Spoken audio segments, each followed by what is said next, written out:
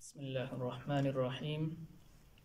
الحمد لله الواحد القهار الرحيم الغفار، أحمده على فضله المدرار وأشكره على نعمه الغزار، والصلاة والسلام على نبيه المختار وعلى آله الطيبين الأطهار وإخوانه الأبرار.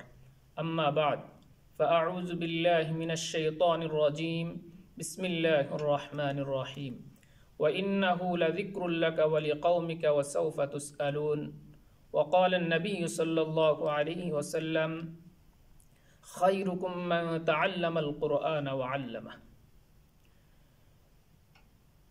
আল্লাহ পাকের অসংখ্য গণিত শুকর যে মহান মওলা আমাদেরকে ইমানের দৌলত দান করেছে। ইমানের পরে আমাদের উপর আবশ্যক হয়ে যায় নামাজ। নামাজের জন্য আবশ্যক কোরআন শিক্ষা করা, কারণ কোরআন তেলাওয়াত নামাজের মধ্যে ফরজ। সেই হিসাবে আমি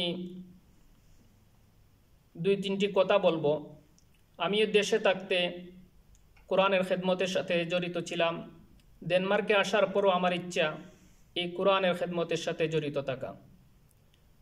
সেই হিসাবে আমি আপনাদেরকে কোরআনের শিক্ষার গুরুত্ব হিসাবে দুই তিনটি কথা বলবো। নবী আলাইহিস সালাতু ওয়াস সালাম বলেছেন, আলাইকুম বিল কোরআন ফাতাআল্লামুহু ওয়া আল্লামু আবনাআকুম। কোরআনের বিষয়ে তোমাদের উপর আবশ্যক করা হয়েছে তোমরা এই কোরআনকে শিক্ষা করো এবং তোমাদের সন্তানদেরকে কোরআন শিক্ষা দাও, কারণ ফাইন্নাকুম আনহু তুসআলুন, তোমাদেরকে এই কোরআনের বিষয়ে জিজ্ঞাসা করা হবে। ওয়া বিহি তুজজাউন, এবং এই কোরআনের উপর আমল করলে আল্লাহ তাআলা প্রতিদানও দিবেন। সেই হিসাবে নিজে শিক্ষা করলেও হবে না, নিজের সন্তানদেরকেও কোরআন শিক্ষা দিতে হবে। অন্য হাদিসে এর মধ্যে আসছে, খায়রুকুম মান তাআল্লামাল কুরআন ওয়া আল্লামা, তোমাদের মধ্যে সর্বোত্তম ওই ব্যক্তি যে কোরআন শিক্ষা করে এবং শিক্ষা দেয়। আমাদের উচিত কোরআন শিক্ষা করা। এক হাদিসের মধ্যে আসছে, আলাইকা বিতিলাওয়াতিল কুরআন, তোমার উপর কোরআন তেলাওয়াতকে আবশ্যক করা হয়েছে। ফাইন্নাহু নূরুল লাকা ফিল আরদ, জমিনের মধ্যে এই কোরআন তেলাওয়াত তোমার জন্য নূর হবে। ওয়া যুখারুন লাকা ফিস সামা, এবং আকাশে এটা ধনভাণ্ডার হিসাবে থাকবে।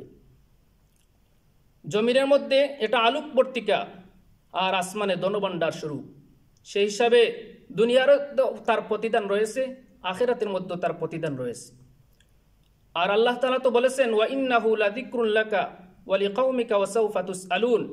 নবী আলাইহিস সালাতু ওয়াস সালামকে বলেছেন, নিশ্চয় এই কোরআন তোমার জন্য, তোমার কওমের জন্য উপদেশ। ওয়া সাওফা তুসআলুন, অচিরেই তোমাদেরকে জিজ্ঞেস করা হবে।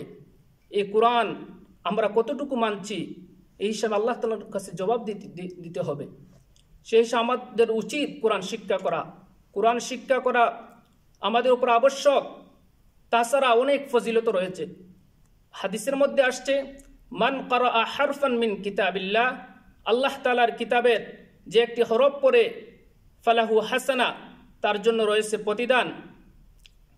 ওয়াল হাসানাতু বিআশরি আমসালিহা, তাকে তার জন্য নেকি রয়েছে একটি হাসানা, আর প্রতিটি হাসানা হবে তার 10 সমতুল্য। সেই হিসাবে প্রত্যেকটা হরফের বিনিময়ে আমরা 10টি নেকি পাবো। আর কোরআন শরীফকে সহি শুদ্ধ করে পড়তে হবে। ওয়ারাত্তিল কুরআনা তারতিলা, আর কোরআন তেলাওয়াত করো। আল্লাহ তাআলা বলেছেন কিভাবে, ধীরে ধীরে, অর্থাৎ কোরআনকে সৌন্দর্যমণ্ডিত করে পড়া। এটা আমাদের উপর আবশ্যক, যাতে কোরআন সহি শুদ্ধভাবে পড়তে পারি। তাছাড়া অন্য হাদিসের মধ্যে আসছে, মান ক্বারাআল কুরআন ওয়া আমিলা বিমা ফিহি উলবিসা ওয়ালিদাহু তাজা ইয়াউমাল কিয়ামা, যে ব্যক্তি কোরআন পড়ে তার উপর আমল করে, আল্লাহ তাআলা কিয়ামতের দিন তার মাতা পিতাকে এমন একটি মুকুট পরাবেন যার আলো সূর্যের আলোর চেয়েও আরো উত্তম। সেই হিসাবে কোরআন তেলাওয়াত করা, কোরআন শিক্ষা করা, এটা আমাদের জন্য কতটুকু জরুরি আপনারা বুঝতে পারছেন। সেই হিসাবে আমি দুইটি কথা বলবো। যারা ডেনমার্কে অবস্থান করতেছেন তাদের সন্তানদেরকে কোরআন শিক্ষা করানোর ইচ্ছা, তাহলে আমাদের সাথে যোগাযোগ করতে পারেন। আমি বাইতুল মুকাররমে এই বছর খতমে তারাবি পড়াবো ইনশাআল্লাহ।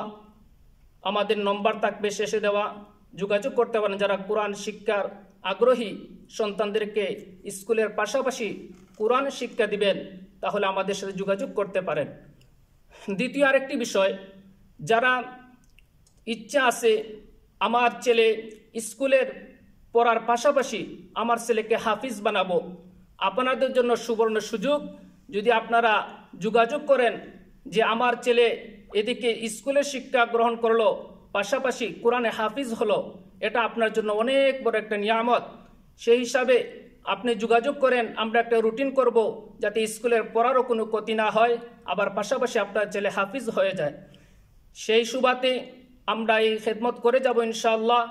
আপনারা আপনাদের সন্তানদেরকে এই কোরআনের খেদমতের সাথে, কোরআন শিক্ষার সাথে লাগিয়ে রাখেন, ইনশাআল্লাহ দুনিয়াতেও উপকৃত হবেন, আখিরাতেও উপকৃত হবেন ইনশাআল্লাহ। ওয়া আখির দাওয়ানা আলহামদুলিল্লাহি রাব্বিল আলামিন।